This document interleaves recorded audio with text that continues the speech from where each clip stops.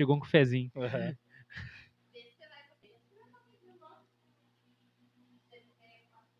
Não enxergando nada. Embaçou tudo?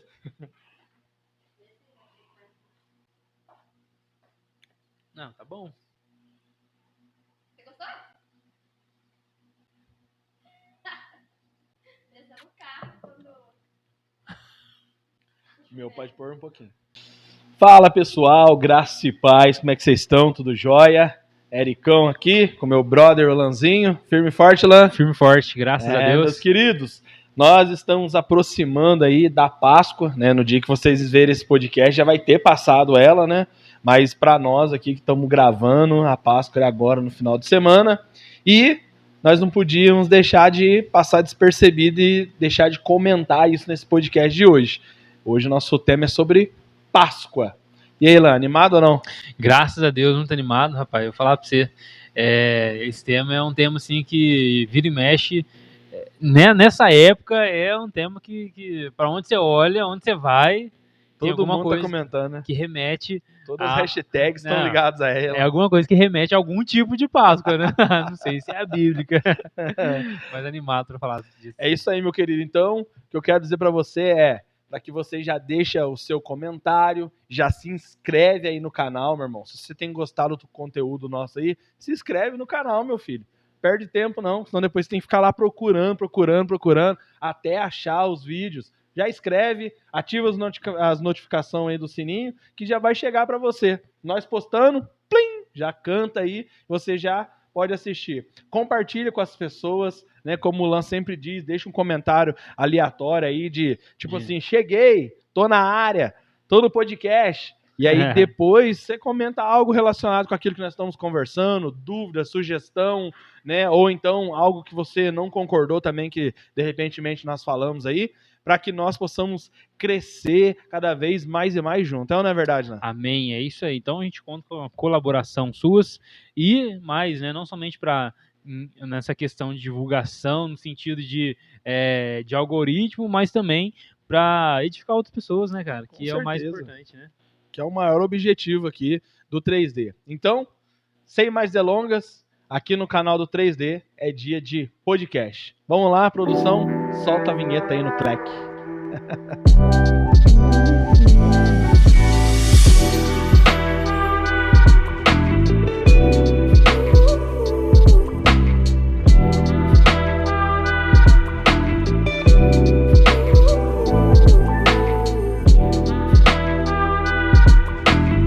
Irmãos, então é isso, como vocês viram aí, hoje a gente vai falar sobre essa temática da Páscoa, né? Nós queremos deixar bem claro aqui que é proibido comer ovo da Páscoa. Nossa, tá? Pequei. Principalmente se for de coelho, né? Porque coelho não bota ovo. Brincadeira, gente, brincadeiras à parte. Nós queremos falar hoje sobre o sentido da Páscoa. Talvez você já ouviu isso algumas vezes, talvez você está pensando, nossa, é mais do mesmo. Não. Talvez tem coisas aqui que nós vamos tocar no assunto que você não viu. São polêmicos. Ou talvez não. Mas nós queremos falar dessa Páscoa, a importância da Páscoa, o que é Páscoa, o porquê da Páscoa, por que esse tempo muda, né? A galera aí, principalmente na religião católica, já começaram as festividades ontem, né? Eu não sei. Sexta-feira é dia da Paixão de Cristo, né? No meio católico. Na sexta-feira é a Paixão de Cristo, significa, né, que a data quando Jesus está morrendo na cruz, né? Uhum. E no caso hoje, né, é o sábado de Aleluia. Na minha época, quando eu era criança, nós maiava o Judas. Fazia um boneco do Judas, colocava a bombinha e deixava explodir. Né? E amanhã é a Páscoa, né? Que como essa semana eles passaram lá na rua de casa gritando Osana lá, né? Ah, é? De manhãzinho, tava chegando o serviço, era 7h15, 7h20. Na sexta mesmo? Eu acho que era terça-feira. Terça-feira? Terça-feira, eu acho. Pra comemorar aquela celebração, a entrada triunfal de Jesus, a Semana da Paixão, né? Semana da Paixão, né? E aí tá aquele monte de mato pendurado, assim, nos postes, nas casas. Assim, os ramos, né? Isso, ramos, palmeira. Terça-feira de Ramos ou quinta-feira de Ramos, não sei. Sei que é um deles é a festa de Ramos, né? Mas eu acho que é terça mesmo. Eu acho que foi bem no começo de semana. Ah, cara. Legal, né, cara? Interessante. Algo diferente. Mas e pra nós que somos evangélicos? Como que isso funciona, né? Essa tal de Páscoa pra nós, hein? Rapaz, eu vou falar pra você, cara. É assim, primeiro, o importante você já falou no começo, né? Que não pode comer ovo. né? Não pode comer Aí, ó. nem... Joga fora. Joga Você aqui em sabia casa. sabia por que eles descobriram que cenoura faz bem pros olhos, não? Não, por quê? Ninguém nunca viu o coelho usar óculos.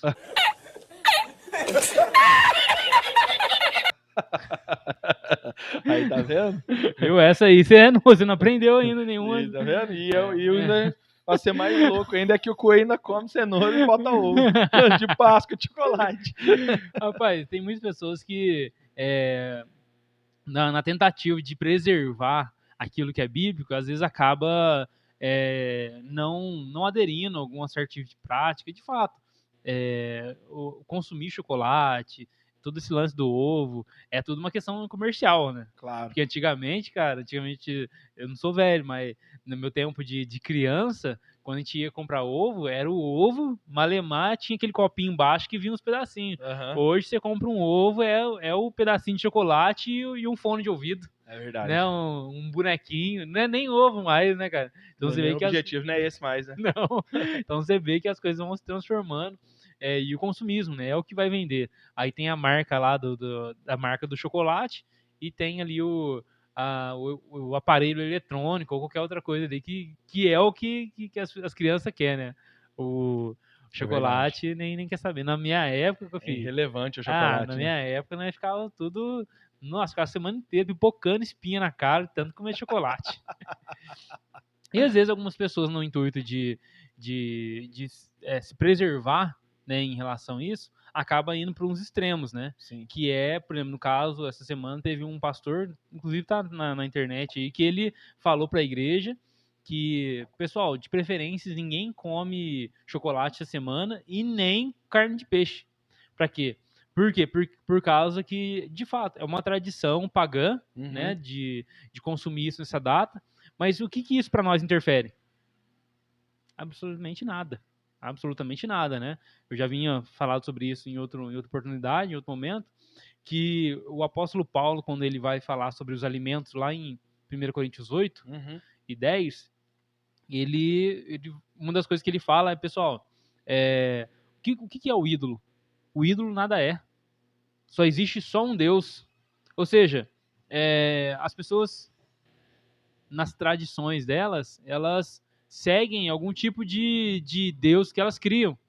E o que esses ídolos significam para nós? Não significa nada. O apóstolo Paulo, lá eles eram carne que era sacrificado para ídolos. Sim. Né? No contexto de Coríntio ali. Sacrificava carne para ídolos, aí aquele tanto de carne sacrificado, o que faz com essas carnes agora? Para não perder. Leva para o açougue da cidade. Aí vende a carne no açougue. E a discussão é, pode comprar carne no açougue ou não pode? E aí o apóstolo Paulo fala, ó, se for ferir a consciência de alguns, porque alguns se converteram de dentro desses templos. Sim. E aí a pessoa pode pensar, poxa, cara, eu vim lá, eu saí daquele contexto, eu sei o que está acontecendo ali, Sim. e para essa pessoa não pode. Agora, e ele fala assim, ó, o que você faz em relação a isso? Não pergunta nada. Vai e come sem perguntar. Por causa da consciência. Não da sua própria consciência, mas daqueles que são fracos na fé, né? Então, assim, na minha opinião, em relação a esse comércio, a princípio cara, compra o ovo de chocolate, né? Não existe o ovo de Páscoa, mas o ovo de chocolate, compra lá, come. Acho que não interfere em nada, desde que nós saibamos que aquilo não é a Páscoa. Sim. Desde que a gente ensine para nossas crianças que isso não é Páscoa. Sim. E é o que a gente deve fazer como cristão. Verdade. Né? Deve fazer como cristão. Se a gente for... tem uma pergunta interessante tem em relação a isso, né? Se a gente for tentar rastrear tudo aquilo que a gente consome, a gente não vai dar conta. Eu não sei quem que costurou essa camiseta. Sim. Eu não sei se o dono da fábrica dessa camiseta é satanista ou se ele é crente. Se o tênis que eu estou usando, ele é satanista ou ele é crente. Ou se o dono da camiseta for crente, eu não sei se o motorista que trouxe para a loja, o vendedor. Então, assim, é o tipo de rastreio que não dá, você não consegue fazer isso. Se você for fazer, você vai ter que levantar uma costureira da sua igreja. Você vai ter que levantar um comerciante da sua igreja, porque ele vai produzir, e o cara que produz o alimento para vender para o comerciante da sua igreja também vai ter que ser da sua igreja.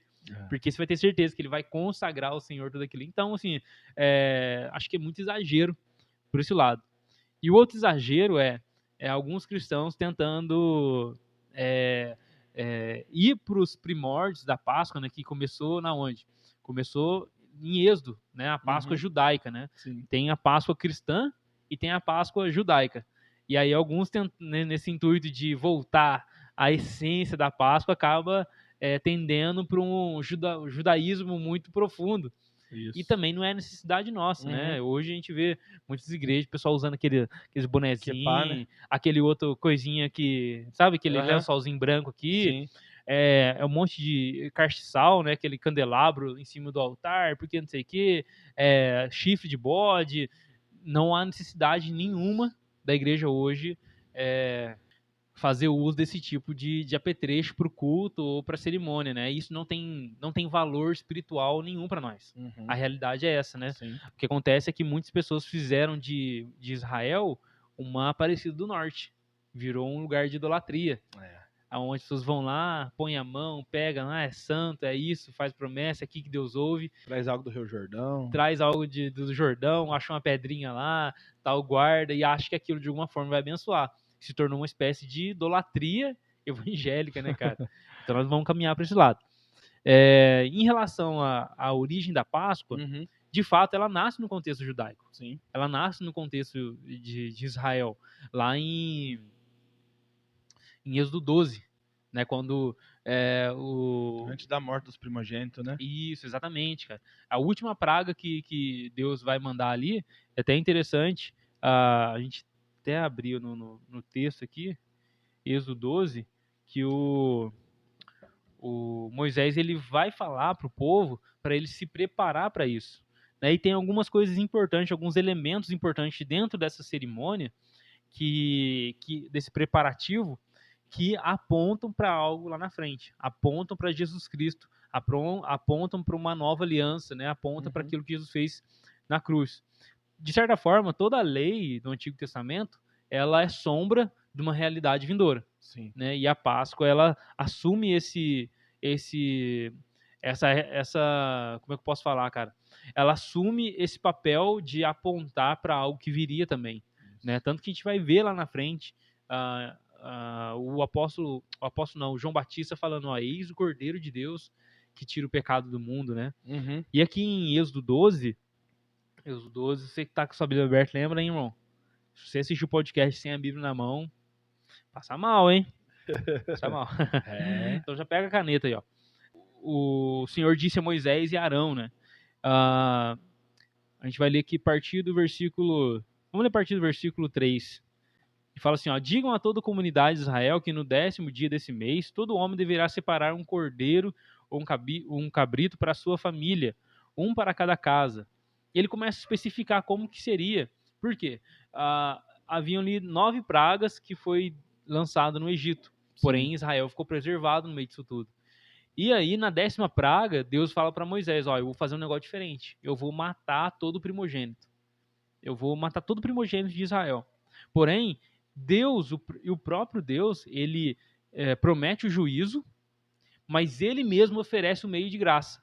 Ele mesmo oferece um meio de salvação para que aquelas pessoas, para que os israelitas ou aqueles que obedecessem a ele não sofressem esse juízo. E qual que é esse meio? Ele fala aqui, ó, no versículo 4. Ele fala assim, ó, separe no versículo 3, né, separe um cordeiro ou um cabrito para a sua família, um para cada casa.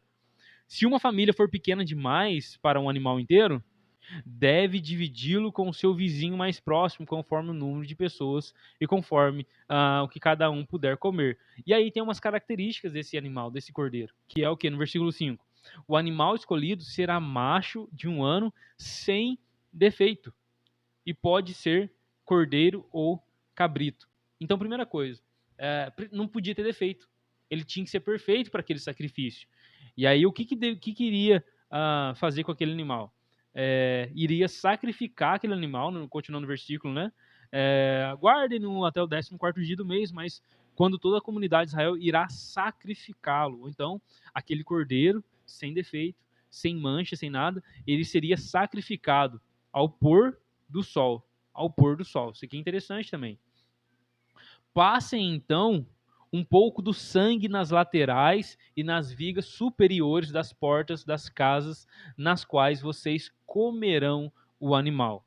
Naquela mesma noite comerão a carne assada no fogo, com ervas amargas e pão sem fermento.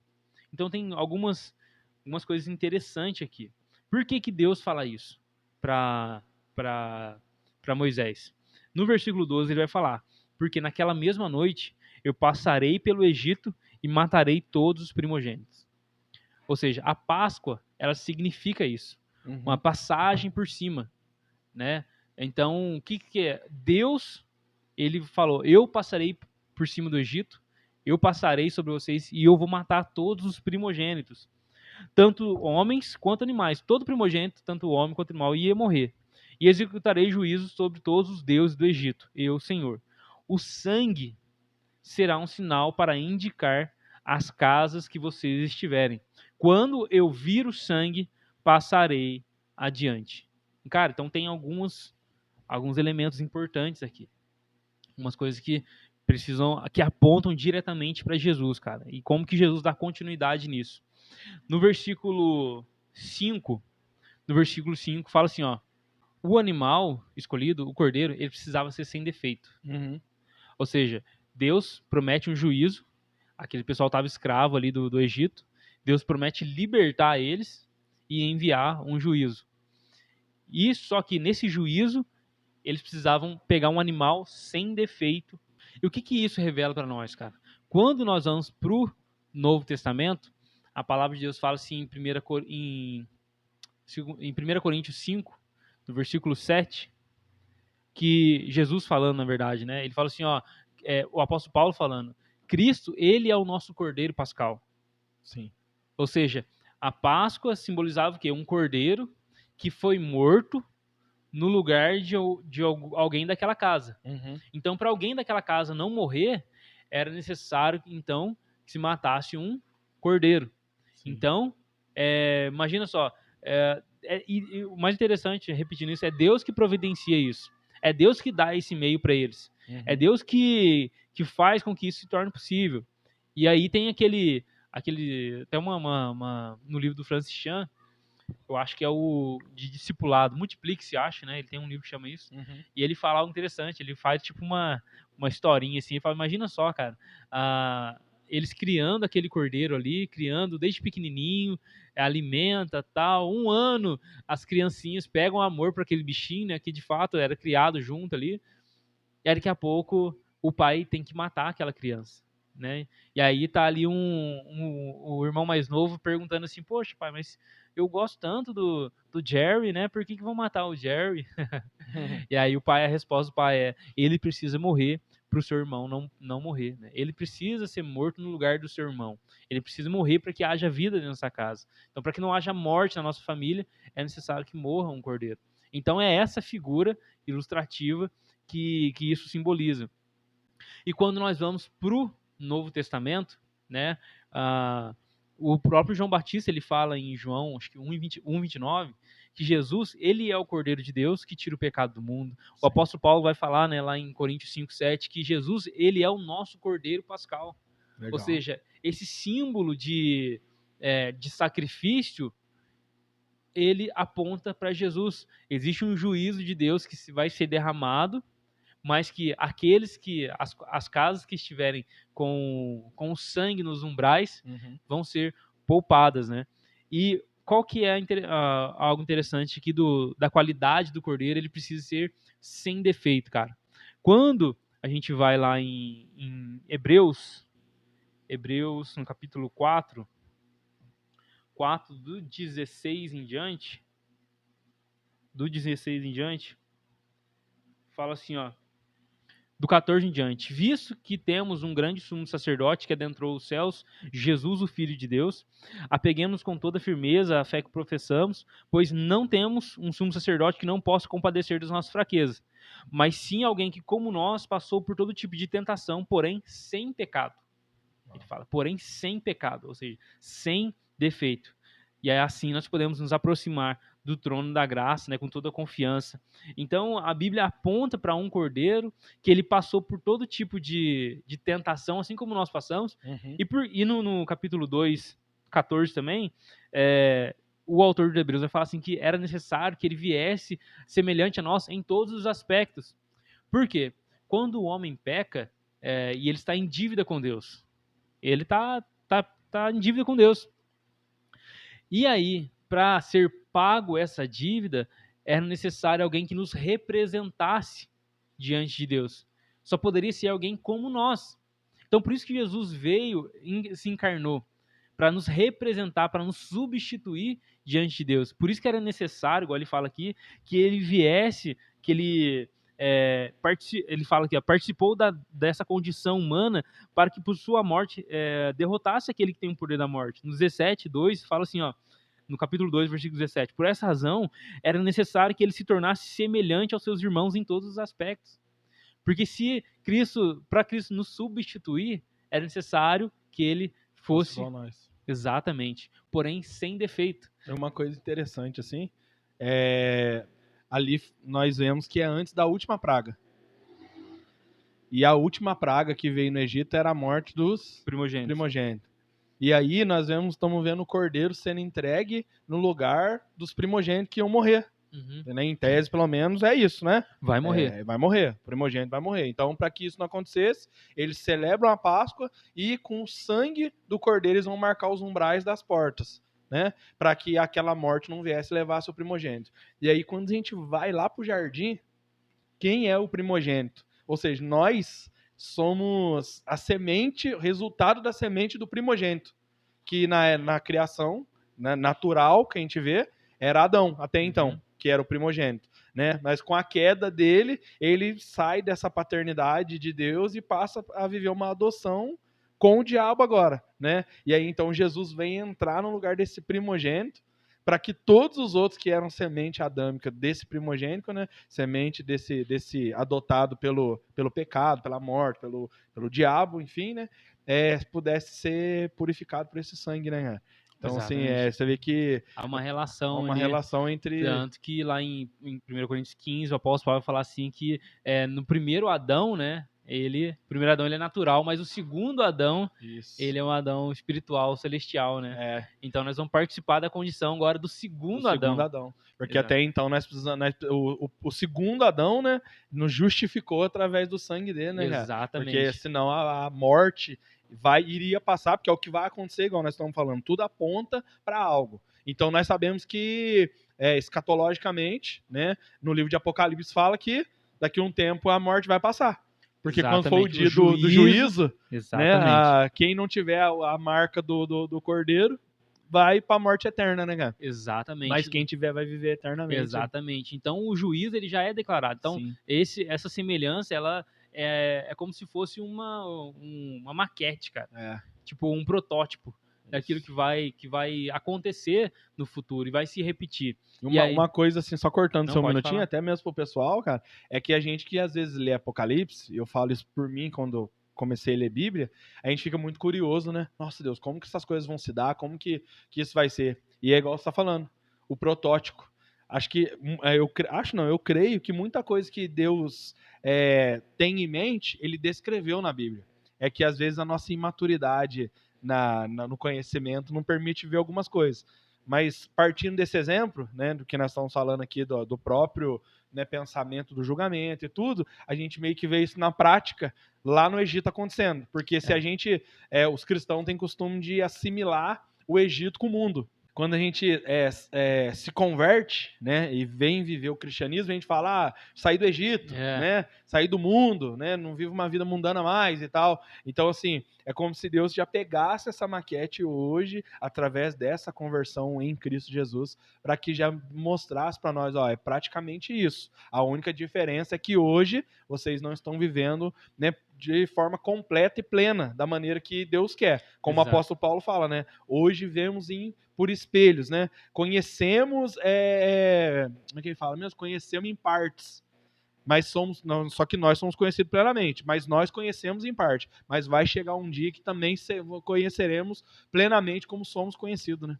É aquela tensão do já e ainda não. Sim. Nós já experimentamos algum aspecto desse reino presente, mas ainda estamos aguardando a plenitude do reino, né, cara? E quando a gente olha para Apocalipse é mais ou menos a repetição das pragas. Sim. Né? A gente vai estudar depois lá em Apocalipse, se Deus se permitir, né? Como que Apocalipse ele faz essa alusão ao Antigo Testamento. É o livro da Bíblia do Novo Testamento que mais faz alusão ao Antigo Testamento. Tipo, o livro de Gênesis, o livro de Êxodo, ao Pentateuco, por assim dizer, né? A alusão é tipo assim, ele fala sem citar. Uhum. Entendeu? Ele não cita diretamente o texto, mas ele traz essa mesma figura representativa e aplica lá. Sim. Então, lá em Apocalipse, nós vamos ver o juízo de Deus sendo derramado como granizo, praga, tem gafanhoto, tem um punhado de coisa lá Sim. que vai remeter às pragas do Egito, né? Desse Sim. juízo que vai vir.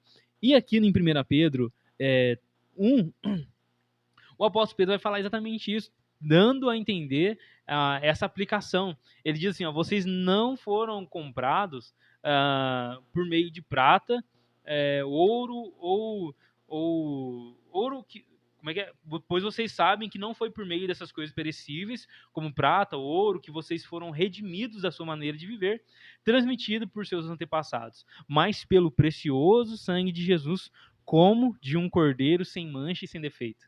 Ou seja, ele pega e faz de novo essa aplicação para as pessoas entenderem que há uma relação entre o êxodo, algum tipo de êxodo, com a morte do cordeiro, que também não tinha mancha e não tinha defeito. E por que ele não podia ter mancha? Porque senão o Deus não satisfaria, a dívida não seria satisfeita. Sim. É como se ele estivesse devendo 1.000 e pagasse 250.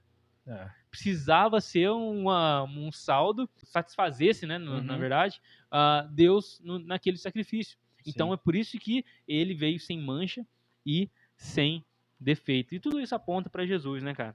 Claro. E aqui no versículo 7 de Êxodo 2, fala para passar o sangue nas laterais das portas, né? Uma vez eu vi o Saião e o Rodrigo Silva falar algo interessante, cara. Luiz Saião, né, que é um historiador bíblico e tal, um cara, gente boa demais, nunca conversei com ele. Ainda. Mas eles falaram algo interessante, cara. Era comum naquela época, como eles viviam no meio do Egito, eles tinham vários deuses, né, que eles criam tal, e eles escreviam o nome desses deuses nas portas, nos umbrais das portas. Uhum. Por quê? Eles criam que, ao escrever o nome dos deuses nas portas, os deuses protegeriam aquela casa de todo mal. E olha só que interessante, cara. O que Deus fala para eles aqui, ó. Agora o que vai para eles, eles tinham que crer que eles iam ser protegidos, eles tinham que passar o sangue nos umbrais das portas. Ou seja, o que protegeria ele de todo aquele mal era o sangue que foi por cima do nome dos deuses. Eles tiveram que renegar todos os deuses que eles criam, que protegeriam eles, e acreditar que agora o sangue do cordeiro sacrificado é o que protegeria aquela casa da morte que viria. Legal. Ou seja, a morte e o sacrifício de Cristo não há nada que vai nos livrar do juízo que vai vir, senão a morte e o sacrifício de Cristo, o sangue de Cristo derramado na cruz. Sim. Não é por obras, não é por outro tipo de crença, mas é somente o sangue de Jesus. E aí no versículo 12, Jesus, ele fala, ó, na mesma noite, eu vou passar sobre o Egito. Eu vou passar por cima pelo Egito. E no versículo 13 ele fala, o sangue será como um sinal, né? O sangue será como um sinal. E isso aponta também para a nova aliança.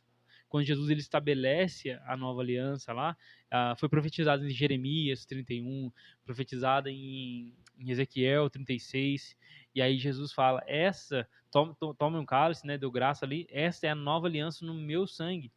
Fazer isso toda vez que comerem e beberem em memória de mim. E aqui tem um aspecto de substituição, cara. Substituição. Por o cordeiro ser morto, eu tô vivo. Era para eu morrer, mas ele morreu no meu lugar, né? E assim aponta para Jesus também, que morreu a nossa morte, né? A palavra de Deus fala assim em Gálatas que ele se tornou maldição no nosso lugar, né? Para que em nós pudesse cumprir as exigências da lei. Gálatas 13 e 14.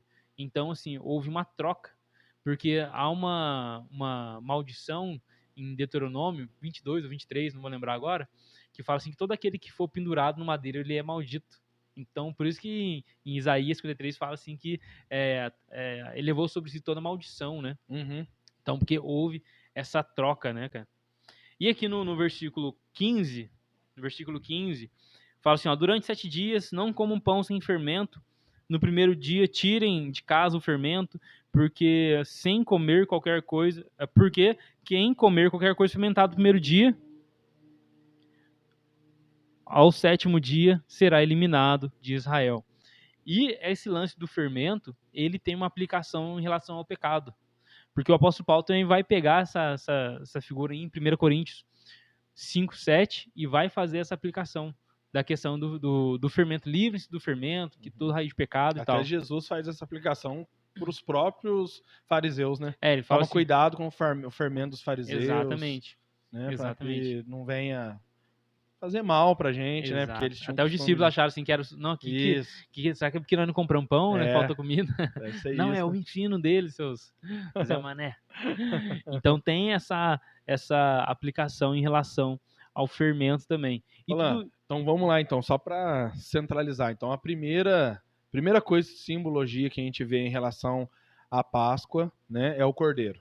exato, cara. Então, o Cordeiro entregue, né, que é esse segundo Adão que foi entregue, né, porque o primeiro Adão era natural, o primeiro Adão caiu, então foi necessário um outro Adão perfeito, sem mácula, para que viesse no nosso lugar, certo? Uhum. E ele precisava ser perfeito, né, porque não podia ser qualquer cordeiro. Então, o primeiro ponto é esse. Senão a dívida não seria paga, Não né? seria paga a nossa dívida. Segundo ponto, o sangue, né? Você diz que a representação do sangue é a nova aliança, né? Que é o próprio Jesus. Ele vai falar isso depois mais para frente, né? A nova aliança que é feita no meu sangue, Meu sangue, é. né? Então, o segundo ponto aqui é o sangue. Então, duas coisas. Primeiro, Páscoa, né? Para nós é essa passagem, né? Essa saída do mundo, mas do Egito, igual nós fala, né? Não seria suficiente para nós. Até mesmo porque não teria como nós justificar nós mesmos, né? O apóstolo Exato. Paulo fala isso, né? Se nós fôssemos justificar nós mesmos, ninguém condenaria ninguém, né? Porque Uhum. nós ficamos com piedade de nós, né? Mas os outros nós condenaria. Então, assim, já que a Páscoa é a passagem, nós precisávamos desse cordeiro perfeito para poder ser entregue no nosso lugar e o sangue dele ser essa nova aliança, né? Para redimir os nossos pecados e tudo mais. Beleza? Exatamente, é isso aí, cara. E aí, quando de fato aquilo acontece, né? Quando a gente vira a página da sua Bíblia aí, da nossa Bíblia, e vai ler no versículo 21 em diante, ele vai mais ou menos repetir tudo isso aí. Todas essas coisas que eles dizem aqui nos versículos anteriores, né? E o interessante, cara, é que ele fala, ó, vocês vão passar o sangue na vida superior da porta. Quando o Senhor passar, né? E aí de novo a Páscoa, né? Que é passar por cima ali, ele ver o sangue na viga, isso no versículo 23. Quando o Senhor passar pela terra para matar os egípcios. E aí o pessoal precisa desmitificar esse negócio, né, cara? É Deus que vai passar lá e vai matar mesmo. Aí Deus mata. Opa! Sim, com certeza. No Novo Testamento, Ananias e Safira lá, É, morreu. sim. Então, assim, e aí, só que, qual que é o lance aqui? Mas quando ele ver o sangue na viga superior, nas laterais da porta, passará sobre aquela casa. Ou seja, ali o juízo já foi satisfeito. Naquela casa alguém já morreu por eles. Entendeu? Então, há um certo tipo de substituição, um certo tipo de dívida paga, né? Uhum. E aí tem todo o lance das festas aqui também. Mas um ponto que eu acho interessante aqui, cara, que no versículo 27, né, no versículo 25, fala assim, ó, quando entrarem na terra que o Senhor prometeu lhes dar, ou seja, eles ainda estavam no Egito, eles iam para a terra prometida. Uhum. E aí foi dada a ordem para eles. Prometeu lhes dar, celebrem essa cerimônia. Quando os seus filhos lhes perguntarem o que significa essa cerimônia, respondam-lhes, é o sacrifício da Páscoa ao Senhor, que passou sobre as casas dos israelitas no Egito e poupou nossas casas quando matou os egípcios. E aqui eu vejo um certo tipo de ensinamento para nós, a gente transmitir para os nossos filhos. Cara, e sempre vai ter isso em toda a lei, essa questão de transmitir a lei para a próxima geração. Transmitir esse conhecimento do Senhor para a geração que está vindo. E isso foi o que Israel, na minha opinião, mais falhou durante todo o tempo. Sim. Porque as gerações que vinham posteriores ali, elas não seguiam a mesma doutrina ou a mesma crença dos seus pais. E aí, só que nessa ordem, tanto que quando fica tudo ruim mesmo, o reino, fica tudo horrível, eles param de cumprir esse mandamento. Eles param de celebrar e voltam a celebrar só lá em Josias. Quando Josias, ele é ungido rei, acho que com 8 anos de idade, né? E aí ele acha o livro e ele começa a ler e fala, meu Deus, e agora? É para nós celebrar a Páscoa. E aí ele começa, então, a retomar toda essa cerimônia. Por quê? Esses ensinamentos foram se perdendo. Então, há aqui uma necessidade. Aí, voltando, né? Poxa, compra chocolate pros filhos da gente, vamos comprar, não tem problema comer chocolate, não é idolatria, não é paganismo, mas é necessário que a gente ensine para as crianças o que de fato Jesus fez na cruz. O verdadeiro fundamento, né? Exatamente do evangelho, cara. É necessário ensinar para eles. Isso em vários aspectos. Eu estava vendo um professor chamado Franklin Ferreira, e ele fala algo interessante que na história do povo de Deus era comum a educação dos filhos serem dada pelos pais. É os pais que ensinavam os filhos a ler, escrever, a pensar, tudo era ensinado. Por isso que a tradição oral era muito forte no Oriente Médio nessa época. Porque há um sistema de ensino, sim, que talvez era mais confiável do que muita escrita hoje. A transmissão, cara, era uma coisa assim muito louca. E mostrava, então, essa responsabilidade. E aí, então, ele fala assim, o que significa essa cerimônia, né? E aí ele fala assim, foi quando o Senhor nos libertou e matou os egípcios. E aí, qual que é a continuação? Então o povo curvou-se em adoração. Quando eles descobriram aquilo que foi feito por eles, cara, a resposta dele a isso que Deus fez em favor deles era adoração. Eles se curvaram, cara. Porque quando você entende aquilo que de fato Deus fez por você, você não precisa de eu preciso da minha bênção para adorar, eu preciso daquilo. Não, eu já recebi algo dele. E isso já me faz prostrar diante dele e adorar por aquilo que ele fez, né? E aí, quando a gente vai para o Novo Testamento, né? Isso aqui, a gente deu uma mesclada, Sim. falou um pouco da Páscoa judaica e da Páscoa e que apontando para Jesus, né? E os israelitas, igual eu estava conversando aqui, eles mantêm até hoje isso aí. Né? Eles comem o que eles comiam antes, fazem na festa também dos tabernáculos, das tendas lá, eles montam a tenda para fora, para lembrar e tal. Só que, por que a gente não deve comemorar a Páscoa nesses moldes, né? Comemorar a Páscoa, porque Jesus, ele faz um negócio diferente. Né? Interessante também, eu passar a palavra para você, um dos aspectos que a gente sabe que Jesus viveu 3 anos e meio, mais ou menos 3 anos e meio, é porque no Evangelho de João é narrado a Páscoa 3 vezes. Como a Páscoa é realizada de ano em ano, aí fala assim, ele comemorou a Páscoa. Ele iniciou o ministério dele com 30, comemorou a Páscoa, tem a narrativa uma vez, comemorou a segunda, aí comemorou a terceira já foi. Então, um daquilo que eles creem que, poxa, durou 3 anos o ministério de Jesus, foi justamente essa narrativa, né, da Páscoa, né, cara? Narrativa em cima dela, né? Exatamente, porque a Páscoa era comemorada de ano em ano. Legal, cara. E assim, pessoal, só para vocês poderem entender, né, nós estamos falando aqui da Páscoa, e uma coisa assim que é interessante é aquilo que o Lan disse. Até os dias de hoje, essa Páscoa ainda dessa maneira, né, dessa metodologia, dessa forma que foi ensinada lá nos tempos de Moisés, ainda é seguida até os dias de hoje, né? No entanto, que a gente vê que um dos grandes esforços de Israel é de construir o templo de novo, para que isso aconteça, né, em todo o contexto a qual eles aprenderam e foram direcionados por Deus. Voltar a sacrificar. Verdade. Voltar. E para nós, agora, que somos cristãos, porque aqui é igual nós começamos falando, cara, e nós que somos cristãos, nós que somos, né, da religião hoje conhecida também carinhosamente como evangélicos, né, que nem diz o Wesley, né, ele é evangélico. Né? Então, e para nós, os gospels, né? O que funciona para nós? Nós mata cordeiro também? Como é que nós vamos fazer? Que jeito que nós faz? Então, como comemorar a nossa Páscoa? Primeiro, o que nós temos que deixar em evidência aqui é que nós não podemos deixar de falar para os nossos filhos qual é a motivação da Páscoa.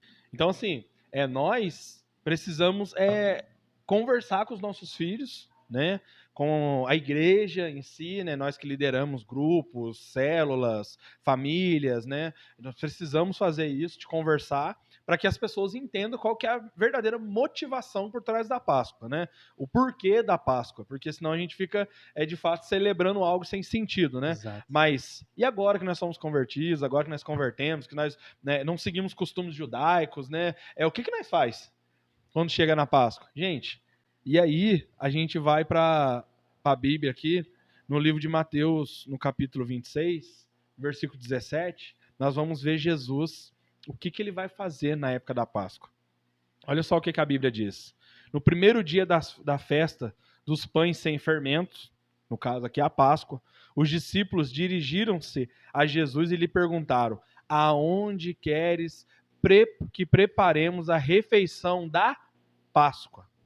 Então, quando chegou próximo da festa, os discípulos fizeram a Jesus essa pergunta: Senhor, aonde o Senhor quer que nós preparemos a Páscoa para que nós possamos fazer a refeição como manda ali no livro de Moisés? Então Jesus respondeu para eles dizendo que entrasse na cidade, procurasse um certo homem e lhe dissessem: o mestre diz, o meu tempo está próximo. Vou celebrar a Páscoa com os meus discípulos na sua casa. Né? Lá no livro de Marcos, no livro de Lucas, né, eles mandam encontrar também, perguntar aonde posso celebrar a Páscoa. Né? Então Jesus vai dar uma direção para os discípulos. E nós sabemos na história que esse homem cede ali um cenáculo, né? Uma sala, um lugar ali para que Jesus pudesse cear com os seus discípulos ali. E uma coisa que nós vemos de diferente, o que nós vemos e percebemos é que os elementos citados na Páscoa mosaica não estão presentes aqui nessa Páscoa aqui, ou pelo menos não é citado aqui, né? O que nós vemos ser citado aqui é que depois, né, deles comerem ali e tudo mais, Jesus vai trazer em evidência 2 elementos, né? Se o cordeiro estava lá, se eles celebraram a Páscoa de forma judaica, que eu acredito que fizeram, né? Jesus vai trazer à evidência outra coisa mais importante. Por quê? Porque Jesus vai criar a nossa forma de lembrar desse cordeiro, né? Porque ali a motivação da Páscoa, né, que nós estamos vendo que eles celebram até o dia de hoje, era o quê? A liberdade do Egito, né? Saímos do Egito. Então, ficou essa festa como evidência para lembrar disso. Só que agora, o que Jesus está trazendo para nós, a memória, não é o porquê da Páscoa em si, né? Mas sim o que deve ser lembrado dela, que é o que ele fez por nós. Exato. E aí, o que ele vai trazer para nós em evidência, cara? O corpo, que é o pão representando ali, e o sangue dessa nova aliança que você disse lá atrás. E aí, como que se torna a Páscoa para nós que somos cristãos? O que é celebrar a Páscoa para nós que somos cristãos, cara? Não é matar cordeiro. Porque o nosso cordeiro já foi morto e ressuscitou. Amém.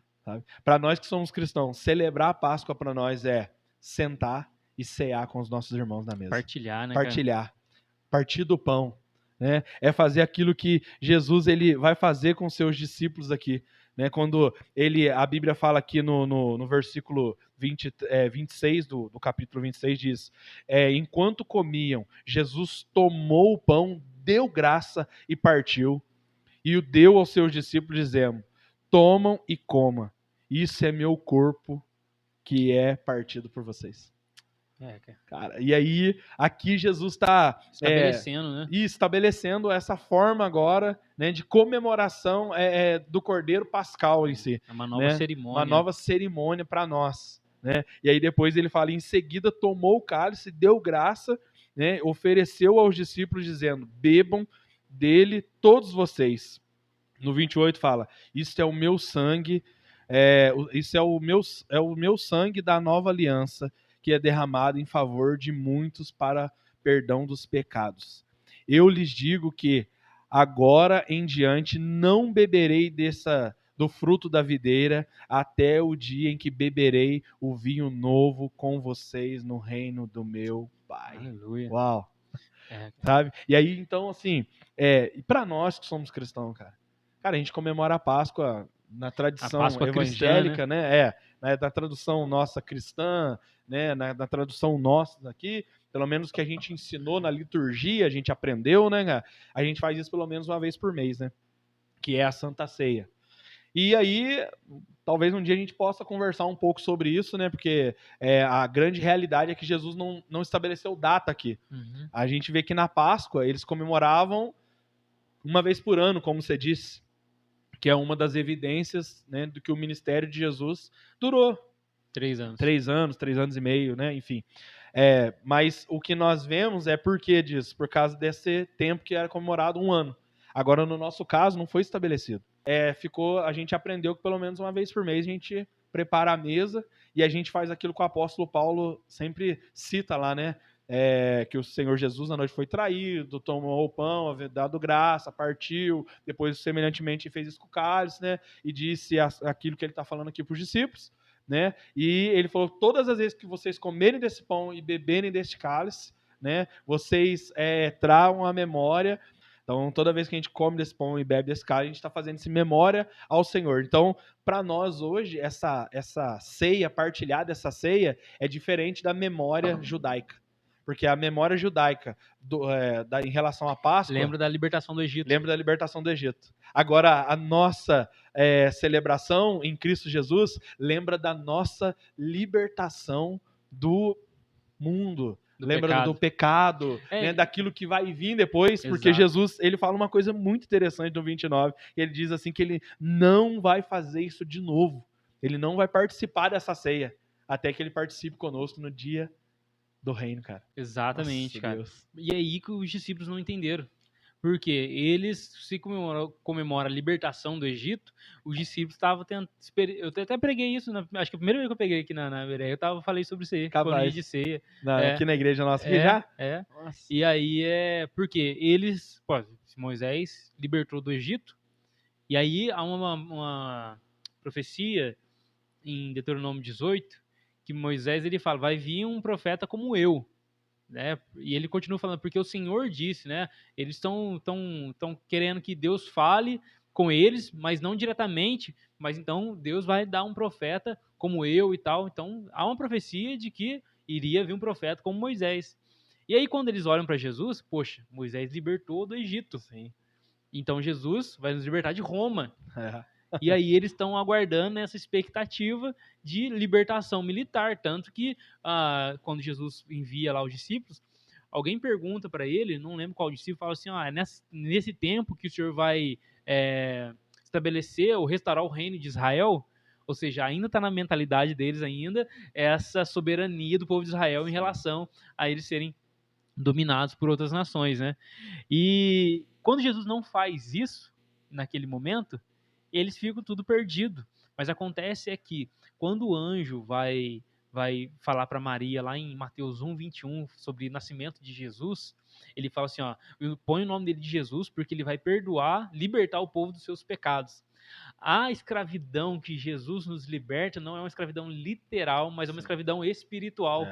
Nesse primeiro momento. E aí Jesus ele fala aqui que você citou, né? Eu vou tomar com vocês o vinho novo no reino do Pai, porque quando o Senhor Jesus Cristo voltar para buscar a igreja, encerrar toda a história, aí então nós participaremos dessa grande ceia, né? Dessa celebração, que é o que vai estar mencionado lá em Apocalipse 19, cara. Apocalipse 19, que fala assim, deixa eu ver se eu acho aqui. Aqui, no versículo 6 em diante. Então vi algo semelhante a um som de muitas águas, a grande multidão, como um estrondo de águas, fortes trovões, que bradava: aleluia, pois reina o nosso Deus, pois reina o Senhor nosso Deus, Todo-Poderoso. Regozijemo-nos, vamos alegrar-nos e dar-lhe glória, pois chegou a hora do casamento do Cordeiro, e a sua noiva já se aprontou. Para vestir-se foi-lhe dado linho fino, brilhante e puro. Os linhos finos são os atos de justiça dos santos. E o anjo me disse: escreva, felizes os convidados para o banquete de casamento do Cordeiro. E acrescentou: essas são as palavras verdadeiras de Deus. Ou seja, nesse tempo, quando o Senhor Jesus Cristo voltar e ele estabelece o reino eterno, assim, eu creio, né, que ele estabelece já o reino eterno, e aí nós cearemos e beberemos com o Senhor novamente aquilo que ele fala lá, o vinho novo, Vinho né? novo. Quando o reino de Deus E uma se coisa assim manifestar, cara. interessante, sabe o que é? Até para conclusão nossa aqui, é que Moisés, sim, libertou, né, através das mãos de Deus, o povo daquele cativeiro físico. Mas nós vemos os problemas que isso trouxe. Porque quando o povo já estava no deserto, uma viagem que duraria 40 dias para poder chegar até a Terra Prometida, demorou 40 anos. Uhum. Justamente pela rebeldia do povo. E como você mesmo disse aí, várias e várias vezes o povo estava em constante decadência. Depois do reinado de Davi, depois do reinado de Salomão, e o reino se divide ali com, né, o reinado de Roboão e de Jeroboão, né, as tribos vão se dividir ali, aquele Judá e momento, Benjamim para um lado e isso, as 10 tribos e para as o 10 outro. tribos pro Israel outro, né? Então Roboão vai liderar Judá e Benjamim, né? E Jeroboão vai liderar as Israel. outras 10 tribos, que vai ficar conhecido como Israel, né? E um será Judá e o outro Israel. E aí você vê que daquilo para frente foi de mal a pior. É. Então, assim, o que Deus, na sua infinita magnitude, ele vê? Cara, que não adiantava só isso. Né? Você vê que desde o Éden, acho que Deus já entendia isso, com certeza, né? Desde muito tempo atrás, desde antes, desde o mundo incriado ainda, cara. Sabe? Então, assim, é só que nós temos a concepção limitada. Talvez até mesmo por isso que os discípulos pensavam dessa maneira, esperavam um Messias dessa maneira, e até hoje estão esperando o Messias dessa maneira. Até hoje, né, muitos cristãos, eles têm essa mentalidade de achar que o Senhor tem a dívida com eles de libertá-los. Leem a libertação lá do Egito, né? As pragas, tudo, e profetiza, que não sei o que, não Onde sei você o que. pôr seus pés, Deus vai te dar por herança. Exatamente, cara. E faz uma aplicação já literal, material, de tudo aquilo que o Senhor já apresentou e já se revelou como algo sendo uma libertação espiritual, né, cara? Algo que nos escravizava, que era o pecado. O Senhor pode abençoar, pode. Claro. E muitas vezes vai, e às vezes não Ele vai. Exatamente. Eu creio que Deus sempre nos abençoa. Porque até o não de Deus é benção para nós, porque ele sabe o que tá por vir, nós não, né? Exatamente, cara. Só que o que a gente perde com isso? Toda essa beleza do plano de Deus para nós e a eficácia desse plano. Porque ter libertado Israel do Egito não foi algo didático. Sim. Nós olhando de trás, da frente, daqui para trás. Mas igual você falou, cara, libertou da escravidão, mas era um povo ainda de mentalidade de escravo, né? Cara. Entendeu? Então, quando Jesus nos liberta da escravidão do pecado e coloca em nós agora na nova aliança, nós temos o Espírito de Deus, nós a lei escrita no coração. Ele morando em nós, né? Exatamente, o apóstolo Paulo fala assim, olha, o que importa não é a circuncisão da carne, mas a circuncisão do coração, cara. E nós conseguimos olhar para tudo isso que Jesus fez por nós e entendendo o cumprimento profético disso lá na frente. Eu não almejo mais tudo aquilo, o Senhor me dá, senão eu fico triste. Não, eu tô querendo lá, cara. Eu falo, Senhor, o que o Senhor tem pra lá, cara? Preciso de lá. O que eu quero ver? Eu sempre penso isso. João andou com Jesus assim, e ele viu tudo aquilo, o cara caiu de joelho, ele ainda não tinha visto tudo ainda. Meu Deus, Paulo viu, o que o Paulo viu? E esse deve ser o anseio da igreja, cara. Esse deve ser aquilo que nós, de fato, assim, meu Deus, eu quero muito isso. E viver como alguém que quer. Sim. E viver como alguém quer. É igual aquele exemplo da esposa, né? Jesus fala, Paulo fala pra gente amar a esposa a ponto de entregar a vida por ela, né? Aí tem pessoas que falam assim, poxa, mas eu sou capaz de dar a vida pra minha esposa. Então viva como alguém que é capaz de dar a vida pela esposa no dia a dia, né? Enquanto ela não tá em risco de morte, né? É fácil falar, destrata, trata mal, tudo. Então. E a mesma coisa, nós como cristãos, cara, nós temos que viver não somente quando aquele dia chegar, mas viver como alguém que tem expectativa.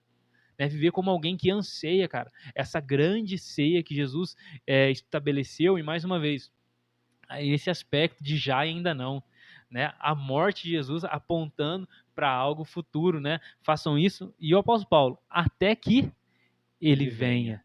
Tem esse aspecto escatológico, cara. Vocês estão aí bebendo, estão aí compartilhando, partilhando com os irmãos, mas vai chegar o dia que nós iremos partilhar da mesma mesa, assim, do Senhor Jesus. Isso é maravilhoso, de forma literal, e ver assim, meu Deus do céu, cara. É coisa incrível, dividir o pão com ele, tocar, abraçar ele, meu Deus, e amar ele como nós somos amados hoje já por ele. Amém. Né? Sem todo esse contato físico, né, e literal. Querido, então é isso. Tá? Que vocês possam ter compreendido a respeito aí desse tema de hoje aí, que é a Páscoa, que você possa ter entendido que a Páscoa ela tem sim um sentido muito real para nós, que é o que Cristo fez para nós naquela cruz, né, a ressurreição dele. E é isso que nós devemos celebrar no dia de Páscoa. E para nós hoje, como os cristãos, o melhor da Páscoa não é apenas saber o que Cristo fez, mas essa autonomia de poder sentar na mesa que ele deixou montada para nós, quando nós partilhamos da ceia. Exatamente. Acho que o melhor que tem de tudo isso é saber que hoje nós somos bem-vindos à mesa. E uma coisa que me faz muito pensar nisso é quando Jesus fala assim, que não é correto pegar o pão dos filhos e dar aos cachorrinhos. Porque outra hora nós éramos esses cachorrinhos. Mas aí então o Senhor nos fez filhos e filhas e hoje nós partilhamos dessa mesa. Então assim, celebre a Páscoa com alegria, com gratidão em saber que Cristo fez. E sente nessa mesa que ele construiu, do pão, do vinho, do suco da uva ali, para que você viva constantemente esse despertar em Cristo Jesus, para que você consiga todos os dias estar preparado até que ele venha, né? Como diz a canção, dia e noite, noite e dia, sem cessar até que ele venha. Cara, e só encerrando já também para finalizar, né, cara? Jesus, ele fala aqui no Lucas 22, 15, né? E fala assim, Jesus lhe disse, né? Eu desejei ansiosamente comer esta Páscoa com vocês antes de sofrer, né, cara? Você vê a paixão e o desejo de Jesus de estar com os discípulos dele, cara. É um desejo ardente do coração do próprio Senhor de sentar à mesa.